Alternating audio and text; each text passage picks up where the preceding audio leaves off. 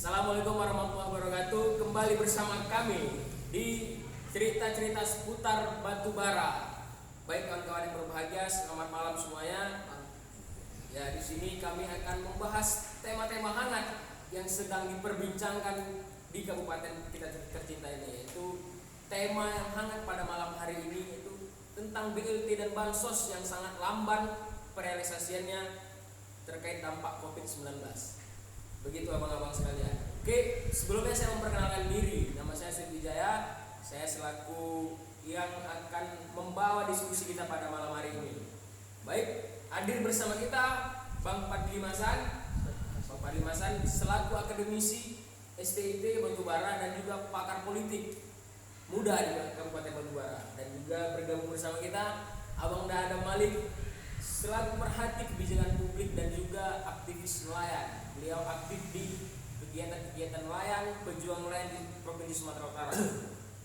Tidak berpanjang kalam, di sini saya akan sedikit mengupas tentang lambannya BLT kita. Bahwasanya BLT ini sangat dibutuhkan oleh masyarakat yang terdampak COVID-19, khususnya bagi kalangan yang ekonomi rentan, yaitu kalangan ekonomi menengah ke bawah, di mana masyarakat kita ini kan dipaksa untuk mengikuti protokol kesehatan untuk pencegahan penularan COVID-19. Jadi harus di rumah saja, dan kebanyakan ada yang tidak bekerja dan juga tidak bisa memenuhi kebutuhan sehari-hari. Tentunya bantuan langsung tunai yang dijanji-janjikan oleh pemerintah kita sangat diharapkan oleh masyarakat luas, khususnya masyarakat Kabupaten Batubara. Oleh sebab itu kita akan mendengar argumentasi dari abang-abang kita ini. Ada Bang Fadli Masan, ada Bang Adam. Oke, untuk kesempatan yang pertama saya berikan kepada Bang Fadli Masan. Ya, terima kasih moderator. Ya. Saya Fadli Masan. Tadi moderator bilang saya akademisi STIP Batubara. Ya, saya akademisi dari STIP Batubara. Bicara politik, ya saya tamatan ilmu politik Misi Busu. Di sini malam ini temanya sangat menarik, berbicara BLT yang ada di Batubara, lamban untuk masyarakat direalisasikan oleh PMK Batubara. Bicara realisasi sesuai Permendes juga dibilang itu juga 64 harus direalisasikan, tapi berbicara data hari ini, berbicara data itu bicara akreditasi pemerintahan gitu, di mana data Syarul Marut itu bukan dikarenakan kesalahan pribadi pihak desa, kecamatan, pemerintah. Dalam pandangan akademisi ya. Di sini berbicara data ini ada data dari Kemensos, data desa, data kecamatan, dan ada data dari BKSK. BKSK itu dari Kemensos. Nah, BKSK itu datanya dari Kemensos. Langsung dengan orang itu mengupload data itu PKH BMT dan PKH tunai. Semua itu dari BKSK memberikan ke pihak desa. Jadi sekarang ini berbicara data, disitulah jarum marutnya. Ada ketakutan salah memberi, Salah sasaran gitu. salah sasaran. Yang kena nanti kita lagi kan begitu kan. Mikir pejabat-pejabat ini kan. Jadi dalam arti kata bantuan BLT ini, bantuan langsung tunai ini sangat dibutuhkan lah oleh masyarakat menengah ke bawah. Karena kan berdampak adanya COVID-19 dan di bulan puasa, di bulan Ramadan ini, dan juga anak-anak mereka tersebut ada yang mungkin mau sekolah naik ke SMP dan juga ada SMA. Jadi dalam arti kata di sini mungkin ada masyarakat ini mengeluh dia. Kapan sih pencarian itu? Kita membutuhkan gitu. Seperti pemotongan tadi, kalau bantuan dari dana desa itu kalau dia 800 juta itu 25% dan seterusnya 30 sampai 30% untuk membantu masyarakat tersebut.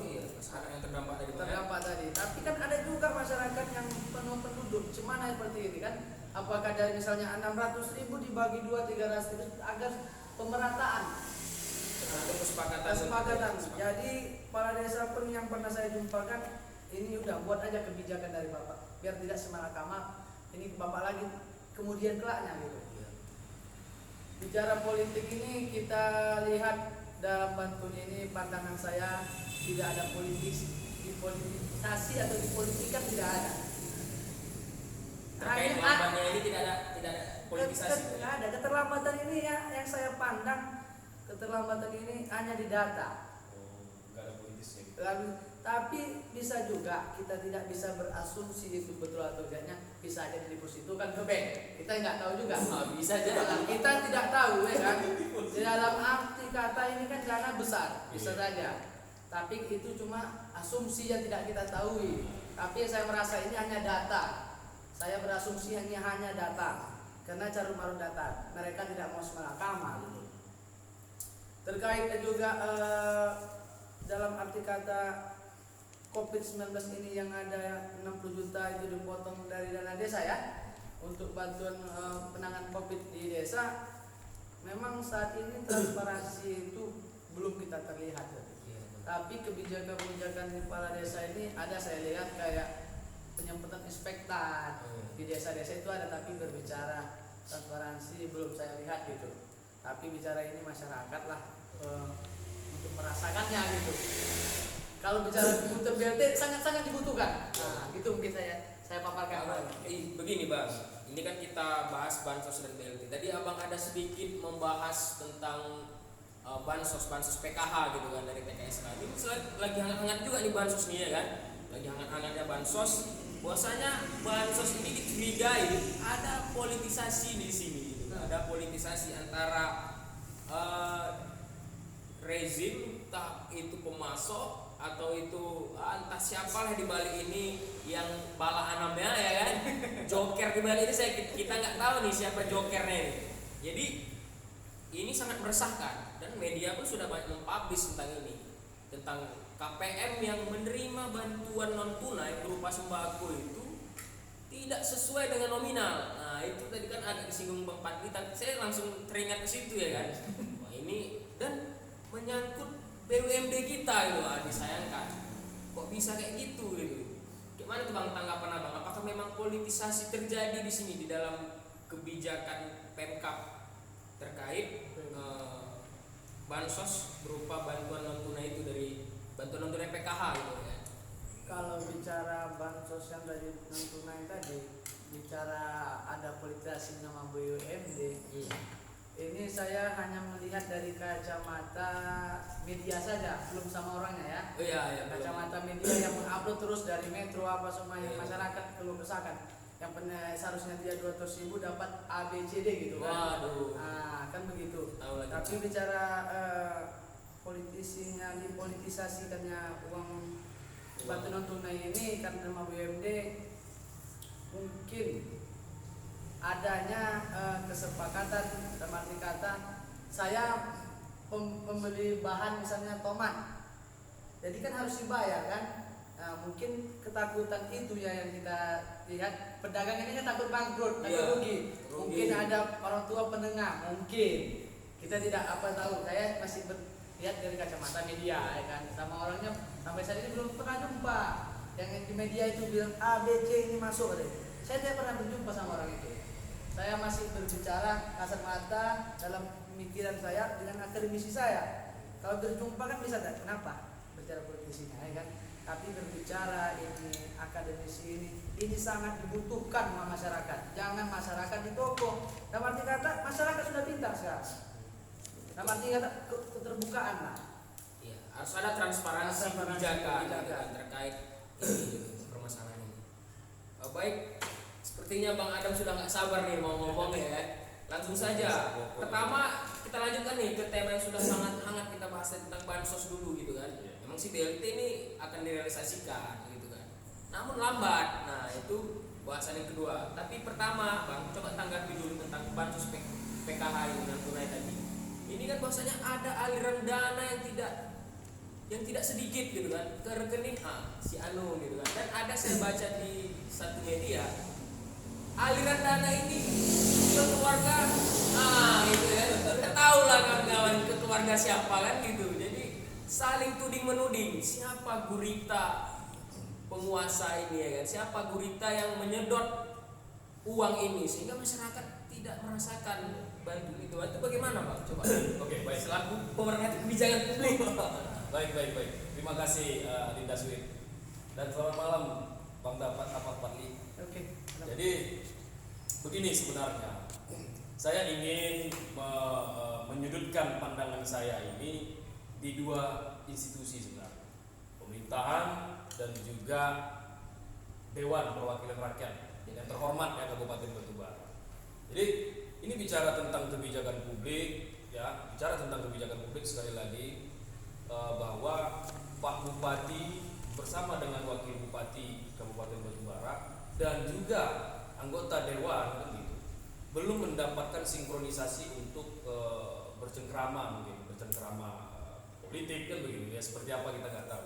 Jadi hari ini begini, bicara tentang BLT atau bansos tadi kan gitu, bicara tentang bansos, kita khususkan ke bansos bahwa KPM, keluarga penerima manfaat, iya KPM non tunai dan ya, sembako ya. Nah jadi begini, sebenarnya ini kan kembali ke kebijakan Pak Bupati. Nah kalau dalam kacamata kebijakan publik, sebenarnya ini kategori kebijakan publik interdependen sebenarnya, interdependensi di mana masyarakat berketergantungan akan adanya bansos, kan begitu. Ya, namun kenapa kan begitu realisasinya ini tidak cepat, apalagi di tengah-tengah wabah coronavirus ini? Apa yang terjadi? Kan itu dalam benak kita kan begitu. Nah, satu hal yang harus kita pahami bahwa apa begitu. Pertama sekali, kebijakan publik yang dijalankan, implementasi yang dijalankan oleh Pak Bupati kan gitu, belum mendapatkan role model sebenarnya.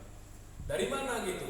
Mulai dari tingkat pemerintahan daerah, kecamatan, sampailah ke desa. Akhirnya apa gitu kan? Berkaitan dengan apa itu Bang? Bicara tentang apa tadi, data-data ya, sinkronisasi data. Akhirnya apa gitu?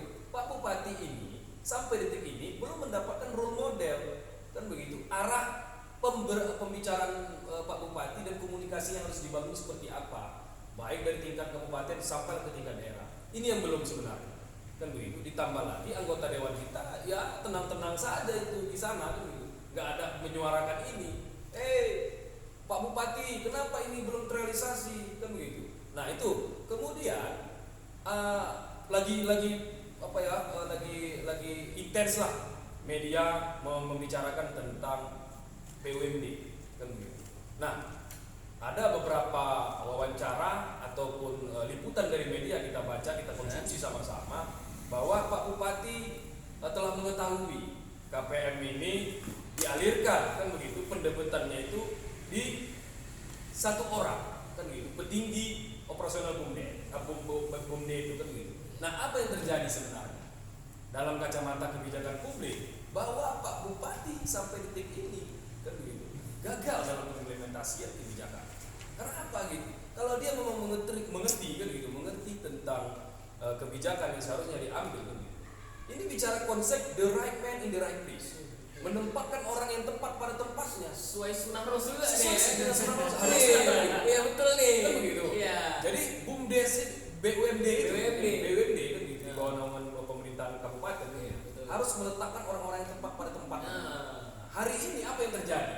Banyaknya siklus-siklus birokrasi yang ada di Batubara ini tidak orang-orang yang tepat pada tempat. Ini yang terjadi. Akhirnya bantuan kita, bantuan sosial lambat. Sinkronisasi dari bawah ya Bang, dari desa, kecamatan sampai ke kabupaten itu belum terekam. Kan ini yang terjadi kan.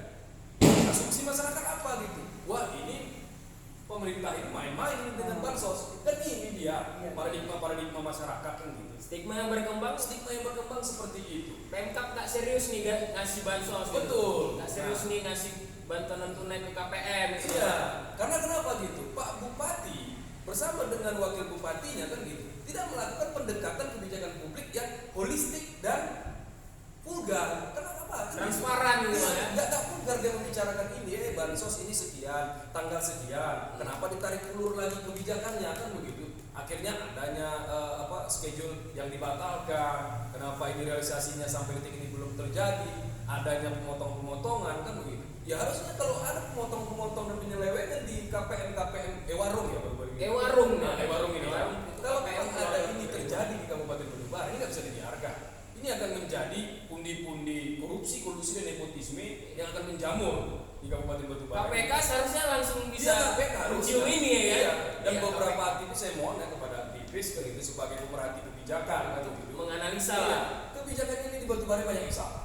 Karena kenapa dulu? 1,5 tahun kan gitu rezim Pak Bupati dan Wakil Bupati memimpin kabupaten ini kan gitu tidak memiliki sumber daya manusia kan gitu kuranglah memiliki sumber daya manusia yang berintegritas untuk apa gitu kan untuk menyelaraskan pemerintahan visi misi Pak Bupati dari atas sampai ke bawah sehingga tidak dapatlah visi misi tersebut. Ini yang pertama. Kemudian apa gitu kapasitas kan gitu menentukan organisasi perangkat daerah kepala-kepala daerah itu tadi ya kita sebut saja Pak PMD. Kenapa sampai detik ini Pak PMD tidak mampu kan gitu merealisasikan secepatnya? Ada apa yang terjadi gitu kan? Nah ini kan bicara tentang data juga kan gitu bang. Kenapa datanya? Dia bilang data itu tidak sinkron, harus itu kembali di-upgrade lagi. Sedikit bang, jadi ini tadi ada saya juga menemui beberapa kepala desa khususnya di di kecamatan Benang Keras bahwasanya memang masalah kembali ke BLT kita kan pansus sudah kita kupas juga ke BLT. BLT ini penyalurannya sampai sekarang kan belum tersalurkan. Nah, ini bahkan sudah di Mei kita kan. Seharusnya di per triwulan itu dari April, Mei ke Juni gitu bang ya. Tapi sampai sekarang belum terrealisasikan. Bahkan dana desa kita belum cair nih kan gitu. Iya. Ada apa di sini kok terjadi kebingungan yang luar biasa Oke. di pemerintah desa itu gimana? Saya akan jawab. Nah, analisa dari Ya, abang dulu. jadi gini, kalau bagi saya sebenarnya kan begitu. Ini saya sebagai kepala desa, BLT itu bukan bantuan langsung tunai, saya bukan memplesetkan, tapi bantuan langsung tewas ini untuk kepala desa. Iya, bantuan langsung tewas. Karena apa gitu? Kuota yang akan diberikan kan gitu. Ya katakanlah dana desa 800, kemudian ada yang 900 bahkan sampai dengan 1,2 miliar gitu kan. Ini akan menjadi bumerang kepala desa itu sebenarnya. Makanya gini, yang tewas itu adalah kepala desa. Dia tidak mampu memberikan ke kakak-kakak yang harus dihubungi. Nah ini bagian dari. Dan terakhir kenapa ini lambat? April harusnya sudah direalisasikan ini. Berarti adanya ketidakpatuhan pejabat-pejabat publik yang ada di Batubara ini, mulai dari tingkat kabupaten, OPD, kecamatan, bahkan desa, kan gitu, itu tidak memiliki role model. Nah, carut marutnya hubungan dan komunikasi antara desa dan juga ke kepala dinas BMD bahkan dengan ke Pak Bupati langsung kan begitu. Inilah yang membuat kenapa BLT ini bersumber dari dana desa itu belum terrealisasi. Kita tidak tahu karena kenapa Pak Bupati sampai detik ini kan begitu belum mengeluarkan informasi secara vulgar dan transparan apa yang terjadi sebenarnya kan gitu. Inilah Adinda. Ada batu di balik udang. Mungkin saya tidak tahu ini. Iya. Ada batu di balik udang. Jadi memang berarti kan poin-poin yang sudah kita diskusikan tadi terkait datanya belum sinkron. Nah, yang kedua petunjuk teknisnya ini mungkin menghambat pemerintah desa. Juknisnya kayak mana ini? Mereka harus hasil musrenbang mereka kemarin ya kan? Iya, diubah lagi, direvisi APBDes-nya agar penanganan COVID ini dioptimalkan untuk kesehatan gitu kan. Sebenarnya banyak yang akan kita bahas pada malam hari ini, namun kita singkatkan saja gitu kan. Kira-kira solusi. Nah, kita kembali ke tema kita. Solusi lambatnya BLT ini bang. Apa kira-kira dari Bang Fadil Mas selaku akademisi yang bisa diberikan kepada pemerintah mungkin akan membantu pemerintahan kita gitu kan? Ya. Sedikit kalau bicara solusi ini dari pandangan akademisi. Kalau berbicara akademisi kan ada silabus pendidikan, targetan apa yang akan dicapai. Iya. Nah, jadi kan pemerintah ini harus juga dia mempunyai data yang mengikuti dari tahun ke tahun, dan agar tidak ada seperti ini lagi gitu. Jadi masyarakat nggak bias berpikirnya apa. Dia harus punya jalan atau yang betul kalau rusak itu harus ditulis gitu. Makanya kalau bicara akreditasi dia silabus ya kan. Ada judul, ada pemaparan, ada penyampaian. Selesai targetan kan. Begitu juga ini solusinya. Dibuat namanya, setahun ini masih ada nggak orangnya? Dicek lagi, udah nikah atau belum, udah meninggal atau belum. dicek langsung terus menerus. Perbaikan data ya. Bank data kita harus diperbaiki terkait penerimaan manfaat ini gitu ya. Karena kita udah sistemnya kita udah online. Iya, Masa itu saja lah. Lambat, iya betul. Makanya harus cepat pihak desa. Pokoknya kan udah ada buat anggaran wifi kan pihak desa. Iya benar. Harusnya itu mempercepat nanti kan. Iya, anggaran karena wifi kasih gitu. karena anggaran dana desa itu belum keluar mungkin. Iya. Makanya agak lambat. Oke. Iya. Sedikit aja. Ya, untuk kembali ke Bang Adam Malik. Baik. Solusi apa yang bisa kita berikan sehingga bapak kita mungkin bapak bupati dan bapak-bapak kita di pemerintahan bisa mendengar ini gitu ya. Ya, saya kasih 2 clue ya kepada Pak Bupati dan juga anggota DPRD. Ada 2 clue yang sudah saya tekankan pada malam ini. Pertama sekali solusinya itu tentukan ya sebagai implementator dalam kebijakan ini, tentukan role model agar kenapa gitu? Tidak adanya kesimpang siuran komunikasi baik tingkat desa maupun tingkat kecamatan dan juga tingkat kabupaten ya kan begitu. Role modelnya harus ditentukan. Role model. Kenapa gitu kan? Hari ini kan kita lihat ini, Adinda dan Bang, bahwa banyaknya persoalan-persoalan dan problem kan gitu yang tidak bisa teratasi. Salah satunya apa gitu? Ini institusi ini, birokrasi yang ini bisa mencampuri ini. Birokrasi yang ini bisa mencampuri ini. Berarti ini masih prematur ini. Pemerintahan ini jalannya masih prematur. Carut marut. Udah benang kusut ini. Benang kusut. Nah kemudian yang kedua, solusi bagi saya untuk pemerintahan kabupaten agar sejahtera dan berjaya pada kedepannya lagi. Kemudian yang kedua itu inovasi lah. Tolong. Saya sambungkan kepada abang kan gitu. Tadi abang mengatakan bahwa ini sudah zaman online. Iya, ini harus memiliki inovasi. Revolusi 4.0. Revolusi 4.0. Inovasi lah tolong. Sistem reformasi birokrasinya. Ya kalau misalnya memang membutuhkan kan gitu, untuk mereformasi birokrasinya. Banyak anak-anak kebijakan publik, anak-anak administrasi negara, kemudian anak-anak ilmu politik. Putra daerah kita. Apa gitu? Manajemen ini banyak. Kemudian memberikan masukan banyak ini. Jadi role model seperti apa dan juga inovasi teknologi seperti apa. Katanya ada CCTV online, tetapi sampai itu belum ada kan gitu. Kemudian yang kedua, sistem keuangan desa itu bagaimana prosesnya? Kenapa sampai detik ini banyaknya telat kan gitu. Nah, telat mempublish ya kan sesuai dengan amanah undang-undang tentang desa kan gitu. Nah, apa yang terjadi? Berarti inovasi tidak ada kan begitu. Kemudian regulasinya, role modelnya tidak dapat sama sekali. Jelas. Ini itu dari saya untuk pemerintahan Kabupaten Bogor. Terima kasih. Mungkin kawan-kawan yang lagi nonton juga bisa langsung gitu kan kasih di komentar video ini, kasih bagaimana sih solusi dari keterlambatan ini, karena yang terdampak ini juga keluarga kita bersama, keluarga se-Kabupaten Batubara, dan kita harapkan agar wabah COVID ini segera berakhir dan kita kembali ke kehidupan normal, ekonomi kembali berjalan, itu harapan kita bersama. Tapi sembari itu kami kembali mengingatkan kawan-kawan semua untuk tetap mengikuti protokol kesehatan seperti tadi, memakai masker, mencuci tangan dan sebagainya. Ikuti protokol kesehatan yang sudah diberikan pemerintah.